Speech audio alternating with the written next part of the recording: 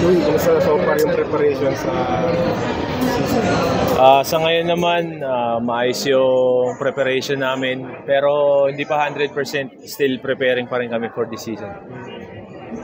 Kumusta naman si Coach Ronald Tubig? Doon, siyempre, kasama nyo na siya talaga. So, isa naman siya sa coach. Okay naman siya, pati yung sila Coach Jeff kasi ang pangit ng last season namin, so hindi namin kailangan mag-relax, talagang nagdo-double effort kami para sa parating na to, para hindi lang isang makuha naming win, makakuha pa kami ng iba pang panalo. Ano naman, kumusta yung naging season mo nakaraan? Maganda yung pinakita mo, and ano naman ang goal mo individually, personally for this season? Para sa akin, siyempre gusto ko maging consistent ako na ganun, maganda yung ginagawa ko. Pero para sa akin, kahit na maganda yung pinakita ko last season, kung bigo naman yung team ko, para sa akin wala rin eh. So need to be consistent and sana may kasamang win.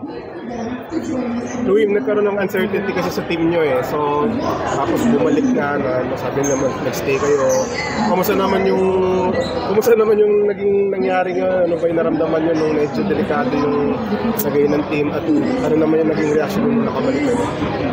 Para sa amin, yung mga ganung bagay, hindi na namin masyado iniisip kasi hindi na namin kontrolado yun eh.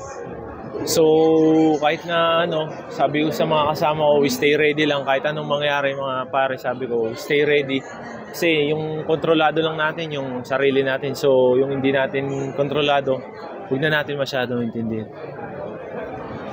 Si Carino, nakabalik na gano'ng kalaking bagay siya ngayon na may konti kayong hype na. Sana makahabol na si kay Mark kasi siya talaga yung pinakamalaking bagay para sa team namin kasi sila ni Gio Chu na yung may height lang talaga na sa amin eh. So para makapag-compete kami sa mga taller teams, we need kay Mark talaga.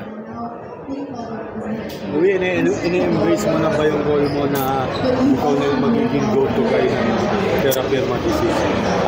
Para sa akin, kahit noon pa man, noong mga unang season ko pa lang, gusto ko lang talaga mag-perform, tumulong sa team, and be consistent on the court. Pero sana, yung pag-lead ko, sana matulungan ko rin yung mga teammates ko para manalo kami.